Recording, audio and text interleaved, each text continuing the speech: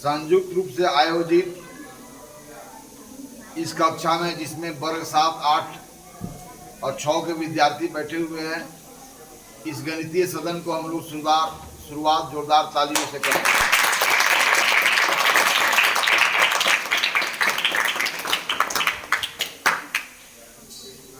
On which topics we are going to discuss today is written on your board.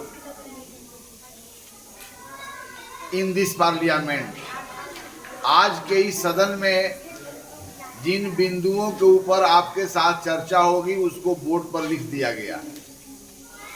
तो आज का topics क्या है? समानुपात के प्रकार, काइंड्स ऑफ प्रोपोर्शन। मैं आपको फिर से एक बार चेतावनी देता हूं, आप लोग ध्यान से सुने। मेरी नजर सब पर टिकी हुई है, आप लोग क्या कर रहे हो, फिर आकर के मुझे अच्छा नहीं लगेगा। मैं जिन बिंदुओं के ऊपर आपके साथ चर्चा कर रहा हूं बहुत महत्वपूर्ण है। इन अवधारणाओं की समझ होने के बाद व्यावसायिक गणित, कार्य और समय से जुड़ा हुआ या दो राशियों के बीच में जो वेरिएशंस है उससे जुड़ा हुआ आप प्रश्नों का उत्तर बहुत ही आसानी के साथ दे सकते हैं। तो आइए हम लोग आज जिस अवधारणा के बारे में चर्चा करेंगे वह है समानुपात के कितने प्रकार होते हैं। तो कल मैं इस सदन में आपसे अनुपात के बारे में चर्चा हुई। अनुपात क्या है, फिर बताया गया कि समानुपात क्या है। तो अनुपात आपको बताया कि दो राशियों के बीच जब हम तुलना करके यह बताते हैं कि पहली राशि दूसरी राशि का कितना गुना के बराबर है, तो इस प्रकार की गई तुलना को हम अनुपात कहते हैं। और इस अनुपात को व्यक्त करने का एक खास तरीका है जिसके बारे में मैं आपको बताया हूं। तो दो राशियों के बीच जो अनुपात है उन राशियों के वास्तविक मान को नहीं बताता है, सिर्फ यह बताता है कि एक राशि दूसरी राशि के कितने गुने के बराबर है। अर्थात दो राशियों का जब अनुपात दिया हुआ है तो राशियों के ऐसे अनेकों अनगिनत पेयर मिल सकते हैं जिनका अनुपात एक ही होगा। जैसे ध्यान दो, मैं बार बार बोल रहा हूं, पिछली बात को मैं जो बताया उसको जोड़कर देखो, अगली बात को जो समझेंगे पिछली बात के साथ जुड़ी हुई है। जैसे दो राशियां हैं ए और बी का अनुपात दिया हुआ है 1:2। तो इस अनुपात में सिर्फ इतना ही सूचना है कि ए जो है बी का 1/2 गुना है, यानी कि ए इज हाफ टाइम्स बी और बी इज 2 टाइम्स ए। लेकिन अब ए और बी, मान लो कि ए एक बर्तन है जिसमें 20 लीटर दूध है, बी एक बर्तन है जिसमें 40 लीटर दूध है।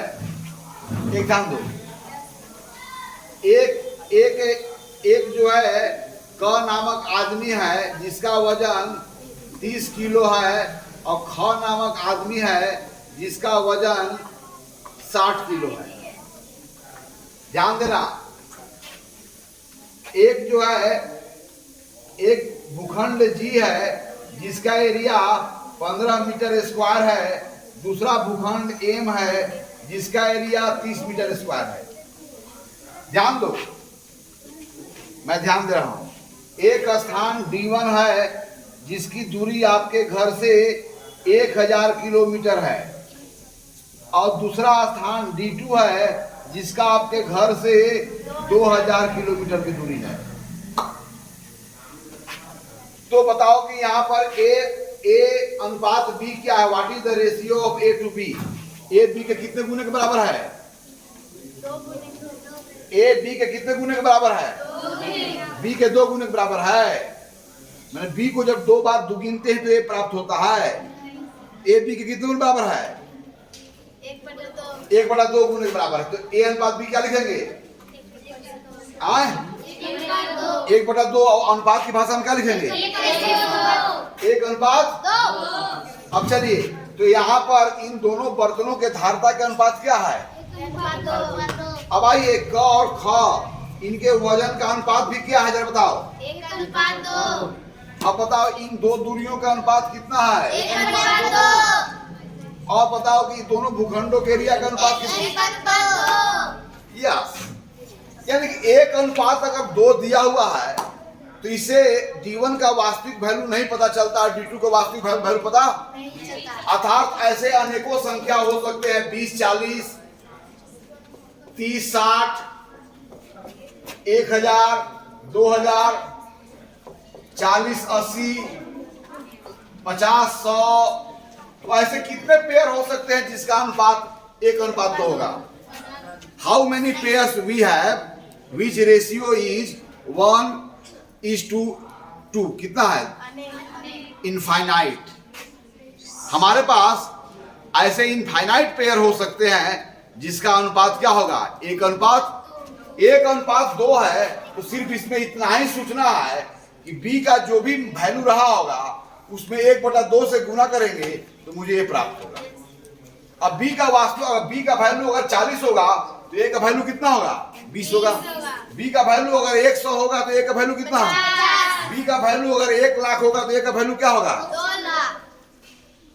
ओके, क्योंकि A और B का अनुपात से सिर्फ इतना ही पता चलता है कि A B का कितने गुने के बराबर है। लेकिन A का वैल्यू अगर दिया हुआ है, वास्तविक वैल्यू A और B का अनुपात भी दिया हुआ है और A का कोई वास्तविक वैल्यू दिया हुआ है तो उसके संगत B का वैल्यू निकाल सकते हैं। Yes sir. ठीक, इन बात को मैं कल बेहतर तरीके से समझाया।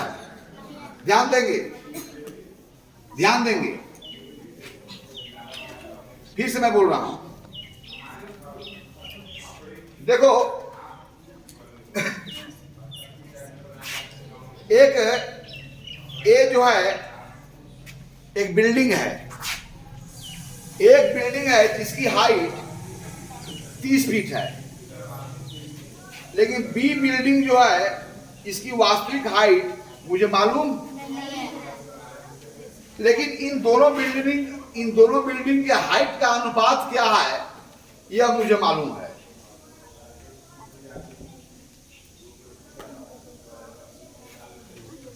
ओके, ए बिल्डिंग का वास्तविक हाइट यानी कि वास्तविक जो हाइट है, वास्तविक ऊंचाई ए का मालूम है कितना है, लेकिन बी का वास्तविक ऊंचाई मालूम नहीं है।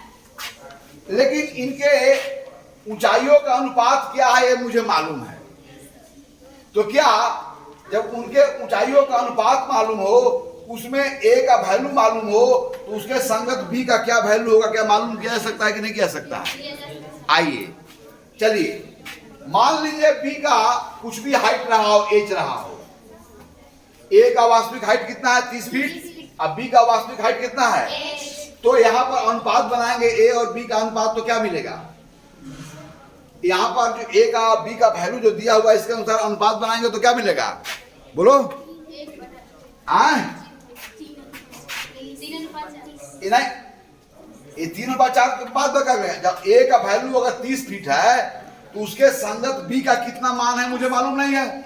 मान लेते हैं बी का मान एच है, तब यहां पर अनुपात बनाएंगे ए और बी का, तो क्या मिलेगा? 30:8। Very fine. लेकिन ए और चाहे 30:8 हुआ, अब लेकिन उनका अनुपात कितने के बराबर दिया हुआ है? 3:4। लेकिन ए अनुपात बी पहले ही से दिया हुआ, कितना दिया हुआ है? तो ए अनुपात बी 30:8 है, ए अनुपात बी 3:4 है, तो 30:8 और 3:4 ये दोनों अनुपात बराबर है कि नहीं है? इसलिए समानुपात जब दो अनुपात बराबर हो, when you put the sign of equality between two ratios, तब वह कहते हैं कि दोनों रेशियोज प्रोपोर्शन में है। ओके, तो यहां पर ए अनुपात बी बराबर 30:8, और कल बताया कि अनुपात एक प्रकार का भिन्न है, तो ए अनुपात बी को भिन्न की भाषा में क्या लिखेंगे? क्या लिखेंगे बोलो? ए अनुपात बी 30 अनुपात एच हुआ ना, Yes, sir. और 3/4 हुआ, दैट इज 30 अनुपात एच जो है वो किसके बराबर है? 3/4. अब भीम के भाषा में 30 अनुपात एच को भीम की भाषा में क्या लिखते हैं? 3/8. 30/h। अब 30/h बराबर कितना हो गया? 3/4. अब यहाँ पर सिर्फ h का मान मालूम नहीं है, तो आपको पता है कि दो भिन्न अगर बराबर हो तो पहला का अंश दूसरा का हर, दूसरा का अंश पहला के हर का गुणनफल क्या होगा? बराबर न होगा। इंप्लाइज दैट यहां से, यानी कि h गुने 3, h गुने क्या हो जाएगा? 3, और 30 गुने क्या हो जाएगा? 30 गुने 4 लिख दिए। अब चलो h गुने 3 माने h में 3 से भाग गुना करते हैं तो मुझे क्या मिलता है? 120। अब मुझे बताओ कि a में b से गुना करने के बाद आपको c प्राप्त होता है, तो इस मल्टीप्लिकेशन फैक्ट के संगत डिवीजन फैक्ट होता है। तो यहां पर बताइए कि 120 में 3 से भाग करेंगे तो क्या हो जाएगा? वह h में 3 से गुना करने के बाद 120 मिलता है, तो निश्चित है कि 120 में 3 से अगर भाग करेंगे तो क्या होना चाहिए? नहीं, h मिलना चाहिए। a गुने b बराबर c है, दैट इज c में अगर b से भाग करेंगे तो मुझे क्या मिलना चाहिए? और यदि c में आप a से भाग करें तो क्या मिलना चाहिए? क्योंकि we have two division fact correspond to one multiplication fact, you know very well. तो h गुने 3 120 हुआ, दैट इज h का वैल्यू क्या होगा? 120 में आप 3 से भाग करोगे और कितना हो गया? 40। अर्थात दो राशियों का अनुपात दिया हुआ है और दो राशियां में एक राशियां का वास्तविक मान दिया हुआ है, तो उसके संगत दूसरा राशियां का क्या वास्तविक मान होगा आप निकाल सकते हो। इस बात को मैं पिछली कक्षा में बताया हूं, जस्ट तुम्हें रिकॉल करने के लिए, तुम्हें याद दिलाने के लिए मैं उदाहरण को रख रहा हूं। तो मैं इस पर एक सवाल दे देता हूं ताकि पता चल जाए, कल समझी हुई बातों को अभी तक अच्छी तरह से स्टोर करके रखिए अपने माइंड में।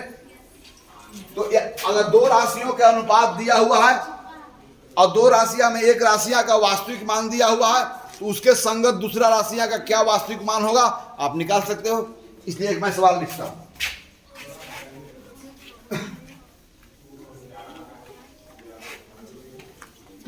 चलो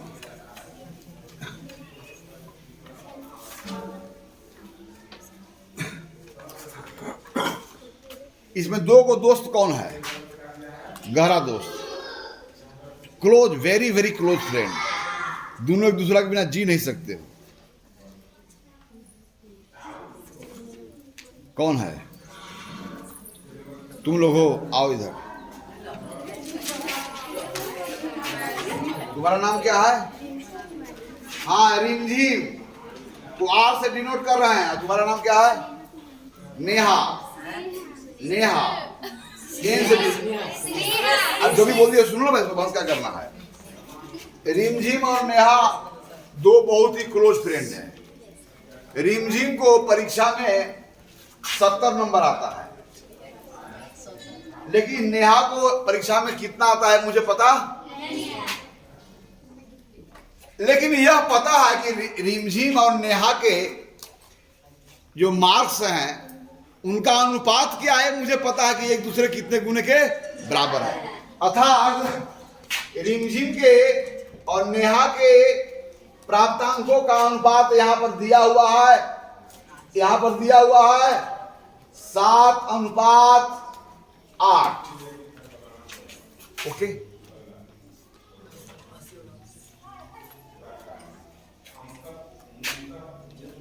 ऐसा लगता है कि अच्छा लग जाए।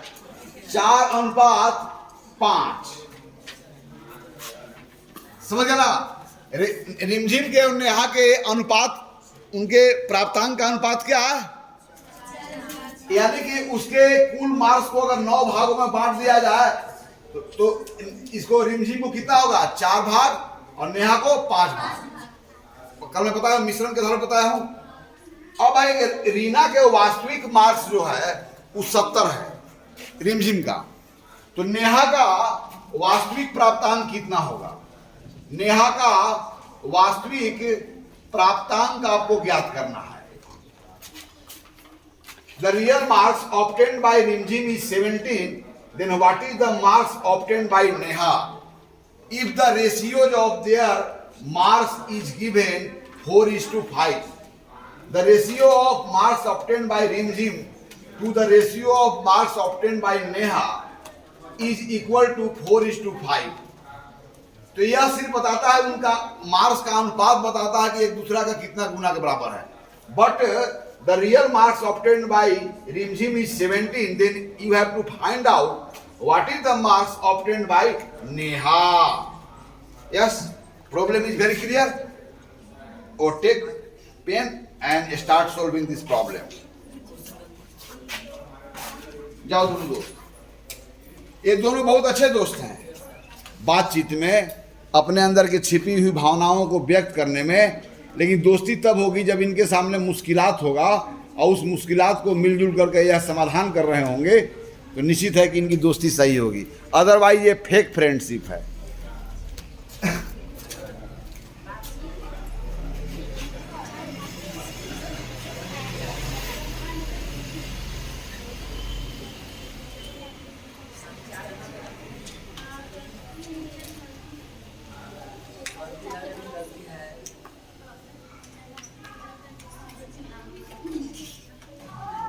और दिया हुआ है ये रियल. एक तो रेशियो मिल गया ना, वो भी रेशियो मिल रहा, तो दोनों तो एक ही राशि का रेशियो है, तो बराबर होगा कि नहीं होगा?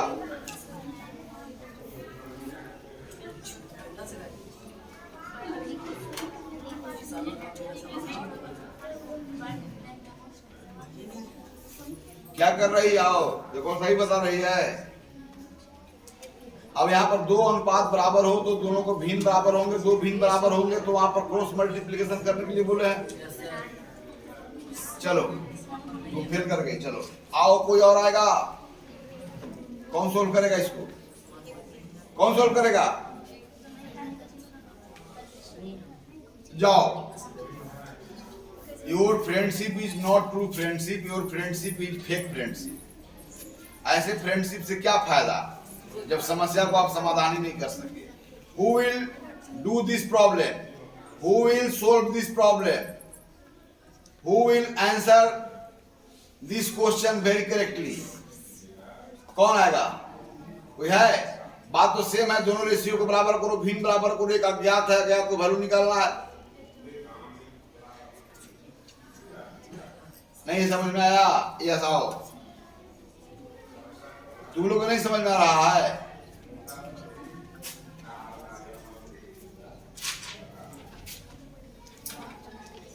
कहां गलती किया है? चलो हटाओ. वहां कौन चीज लगेगा? What science? वहां पर कौन चीज लगेगा? बीच में गुणक लगेगा. चलो मिटाओ तुम ले दे.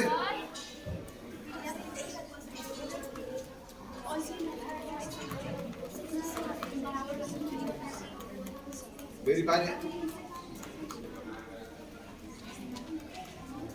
चलो अब आसान हो गया. क्रॉस मल्टीप्लिकेशन करते हैं ना. चलो लिखो.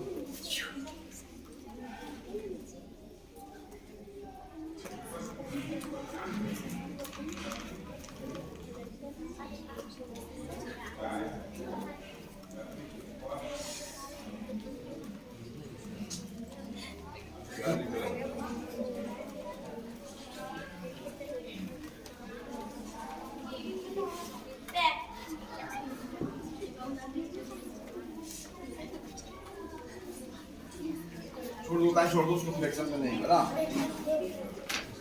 छोड़ दो उसको, मतलब फ्रैक्शन में ही रहने दो. इसको चाहोगे तो और कर सकते रहो. 4/32, 3 4 7 28, 2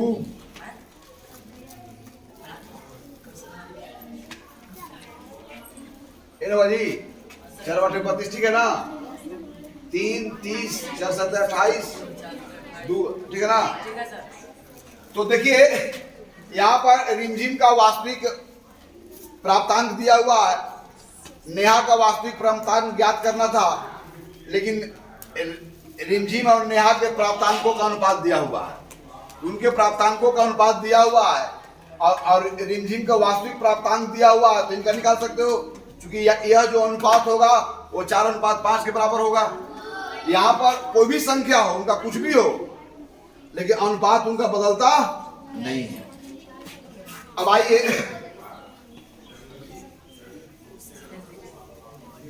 कल मैं इतना बताया हूं जी। एक और सवाल है, जरा बना लो, थोड़ा सा इसकी क्लियर हो जाए। चलो, दो पदार्थ है एक्स और वाई। एक्स वाई का एक मिश्रण है। एक्स वाई के मिश्रण में कोई दो पदार्थ है एक्स वाई।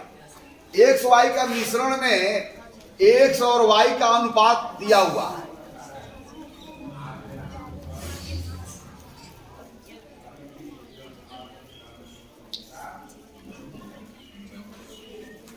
एक्स और वाई का दो पदार्थों का मिश्रण है, समझ रहे हो ना।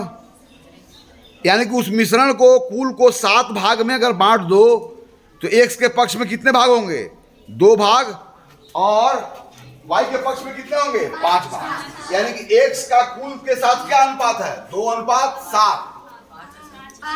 एक्स का कुल के साथ 2:7, और वाई का कुल के साथ अनुपात क्या है? 5:7। और एक्स को वाई के साथ क्या अनुपात है? 2:5। कल ही तुम क्लास में नहीं था, इसलिए नहीं समझ पाया। ध्यान से देखो, एक बात दे रहे हैं। एक्स और वाई का अनुपात अगर दिया हुआ है 2:5, यानी कि एक्स अगर 2 भाग है तो वाई कितना है? 5 तो एक्स प्लस वाई कितने हो जाएंगे? कितने भाग हो जाएंगे? 7 भाग।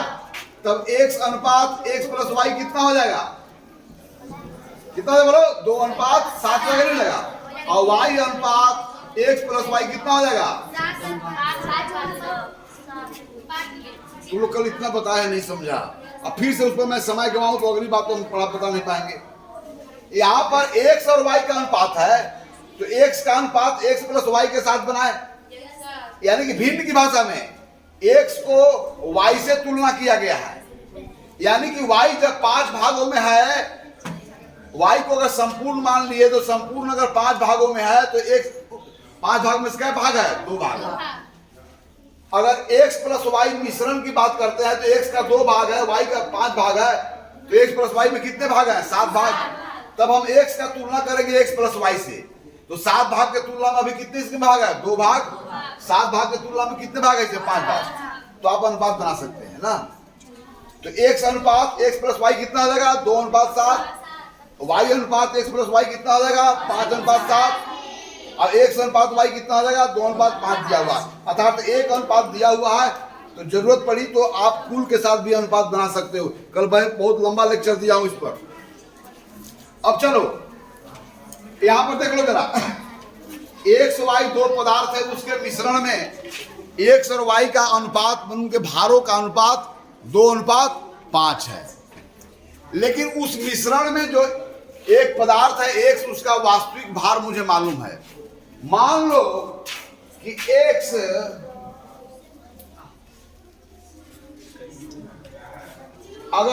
अगर 26 किलो, एक्स का भार 26 किलो हो। जिन दो पदार्थों का मिश्रण तैयार किया गया है उसमें उनके मिश्रण में दोनों पदार्थों का अनुपात दिया हुआ, तो एक्स का वास्तविक भार कितना दिया हुआ है? 26 किलो। तो बताओ कि वाई का वास्तविक भार कितना होगा? अर्थात तो वाई उसमें उस मिश्रण में कितना केजी होगा, जबकि दोनों पदार्थों के भारों का अनुपात दिया हुआ है। कौन बनाएगा? तुम बनाएगी? चलो आओ, समझ रहे हो ना? ये तो क्लियर हो जाएगा, आंख से देखने की चीज है।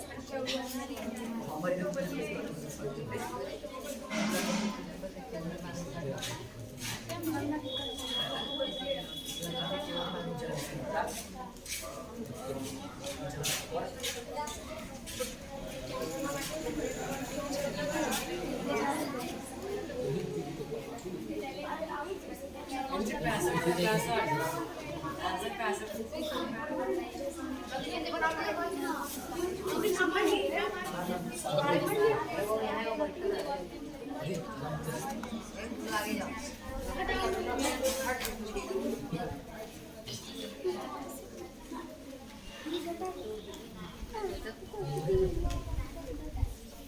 करो, बहुत गर्मी है।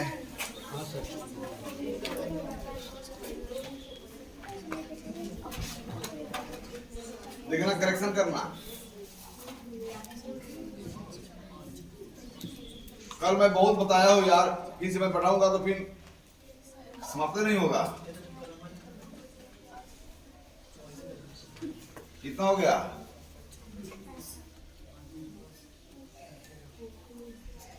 तो लिख लो वहां पर, भाई 65, ठीक है ना जी? ठीक है ना? 65 खाली लिखोगे, 65 केजी लिखोगे। हाँ, बहुत अच्छा, ताली बजा दो।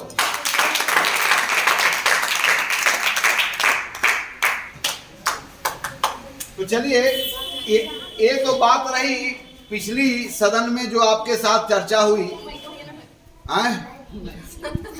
छोड़ दो भाई, नहीं माइक को समझ रहे हैं, इसे सामने से पढ़ रहा है, माइक थोड़ी बोल रहे हैं हमेशा। तो पिछले जो सदन में आपके साथ जो चर्चा हुई उसके बारे में आज हम किए, लेकिन आज जो सदन में जिन नए चीजों के ऊपर हम चर्चा करेंगे वो क्या है? समानुपात के प्रकार।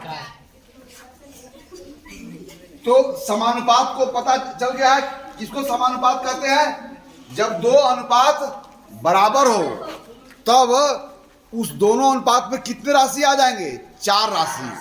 जैसे ए अनुपात बी, मान लो कि अनुपात भी तो एक संख्या होता है।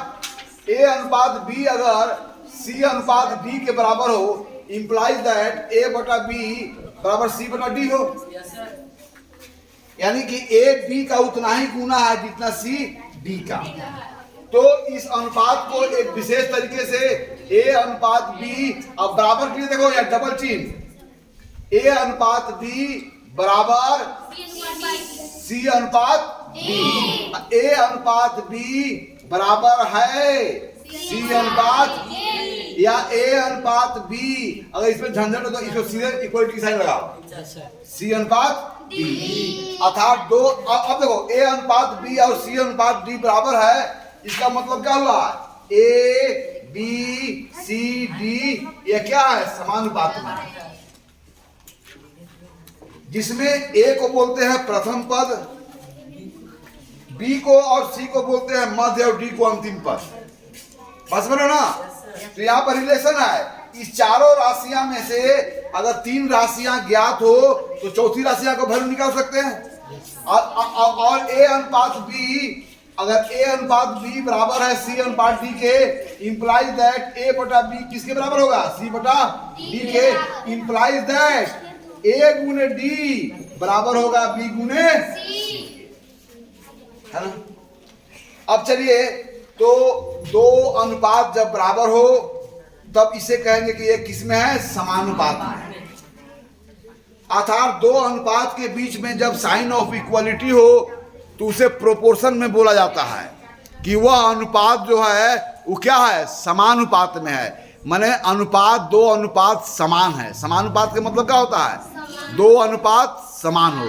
और समानता की बात कब करेंगे? जब एक हो कि 2 या 2 से अधिक में, 2 या 2 से अधिक में, तब समानुपात के मतलब होता है समान अनुपात।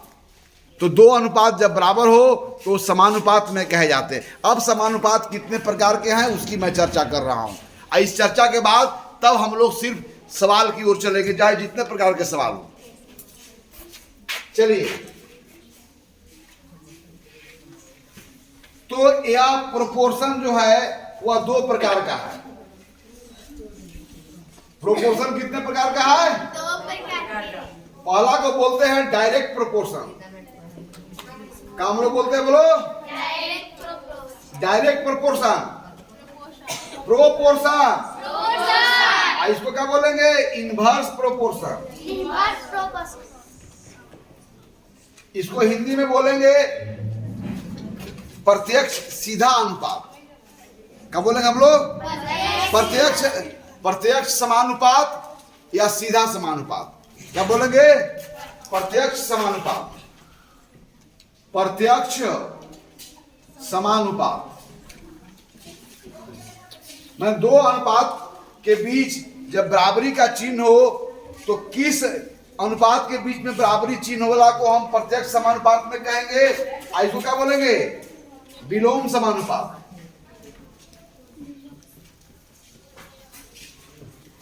या व्युत्क्रम समानुपात।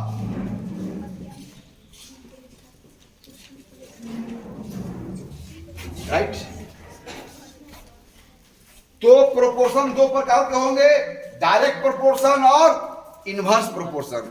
अब हम लोग पहले बात करते हैं कि डायरेक्ट प्रोपोर्शन क्या है और फिर बात करेंगे कि इनवर्स प्रोपोर्शन क्या है। लेकिन हम गणित में तुलना किसका करते हैं? राशियों का। अब तो किस दो राशियां के बीच में जो अनुपात मिलेंगे वह डायरेक्ट प्रोपोर्शन वाले होंगे, किस दो राशियों के बीच में जो हमें अनुपात मिलेंगे वह इनडायरेक्ट प्रोपोर्शन के होंगे, इनवर्स प्रोपोर्शन के होंगे। ओके ना। अब आइए, ये बहुत इंपॉर्टेंट है, इसलिए आज के सदन में जो आपसे मैं आपसे चर्चा करूंगा इसको गंभीरता पूर्वक सुनेंगे। तो आज हम लोग प्रोपोर्शन के प्रकार की चर्चा करेंगे, डायरेक्ट प्रोपोर्शन और इनवर्स प्रोपोर्शन। तो किन दो राशियों का अनुपात जो मुझे मिलेगा वो डायरेक्ट प्रोपोर्शन में होगा और किन दो राशियों का अनुपात जो मिलेगा वह क्या होगा? इनवर्स प्रोपोर्शन में होगा। इस बात को समझ लेना है। मैं मिटाऊं?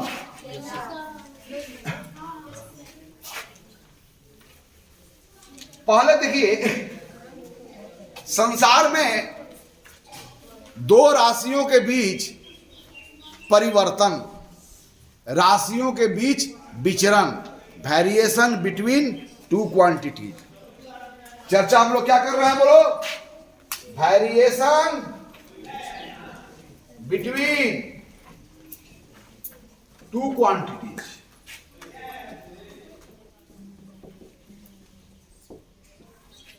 How one quantity varies with other. Yes, खास करके विज्ञान का, जब आप विज्ञान पढ़ोगे तो विज्ञान का मूल विषय है किसी भी घटना से जुड़ी हुई राशियां जो हैं एक दूसरे के साथ कैसे चेंज कर रहे हैं, इसका अध्ययन ही विज्ञान का मूल अध्ययन है। अब चलिए दो राशि की मैं बात लेता हूं। चलिए, एक राशि है भार और एक राशि है मूल्य। राइट। मूल्य, भार अगर बदल जाते हैं तो मूल्य भी क्या होते हैं? तो क्या मूल्य और भार और मूल्य के बीच परिवर्तन होते हैं ना? तो मार्केट में मूल्य जो है वो भार के साथ कैसे बदलती है जरा देखिए। मान लीजिए कि 1 केजी टमाटर का दाम अगर 5 रुपया हो, यानी कि टमाटर अगर 1 केजी हो तो उसका मूल्य कितना है? 5 रुपया ना है? कितना? 5 रुपया रखो ना भाई, 5 ज्यादा नहीं ना। 5 रुपये तो बहुत महंगी है टमाटर यार। 60 रुपये है तो ये तो अत्यधिक हो गया, 5 रुपये भी महंगी है। कृषि प्रधान देश में है, इतना उपलब्ध जमीन है, फिर भी टमाटर का उत्पादन हम क्यों कम कर पाते हैं, है ना? तो इसकी कई कारण है। नीलगायों का आजकल प्रकोप बढ़ा हुआ है ना। खैर, हम महंगाई को नहीं बढ़ा रहे हैं। मान लो ख्वाब में ही सही 1 किलो लाल लाल टमाटर का कीमत कितना है? अगर मान लो कि मार्केट में कोई लेने गया तो 2 किलो ले सकता है, तब वो कितना मूल्य पेड कर रहा होगा? कोई मार्केट में 3 केजी भी ले रहा होगा तो कितना हो रहा होगा? और कोई 10 केजी ले रहा होगा तो क्या ले रहा होगा? 50 रुपया। तो यहां पर देखो, भार भी एक क्या है? राशि है। मूल्य भी क्या है? क्या भार और मूल्य जो राशियां हैं क्या एक दूसरे के साथ बदलती है? अब 1 किलो भार के संगत मूल्य कितना है? 2 किलो भार के संगत मूल्य कितना है? 3 किलो भार के संगत मूल्य कितना है? 10 किलो भार का कितने है? यानी कि भार मूल्य के साथ परिवर्तित कर रहा है. Sorry, price is changing with the weight. If you change the weight, price will be automatically changed. आप कितना टमाटर का मूल्य दे रहे हो यह इस बात पर निर्भर करता है कि आप कितना भार ले रहे हो. तो यहां पर भार और मूल्य के बीच में जो परिवर्तन है वो कैसा परिवर्तन है? चलिए, भार अगर दोगुना हो गया तो मूल्य भी क्या हो गया? भार अगर 3 गुना हो गया तो मूल्य भी क्या हो गया? भार अगर 10 गुना हो गया तो मूल्य भी क्या हो गया? ओके. यानी कि यहां पर अब चलो, यहां पर 2 भार का अनुपात लो तो इन 2 भारों का अनुपात क्या होगा? बोलो, इन 2 भारों का अनुपात क्या होगा? 1:2.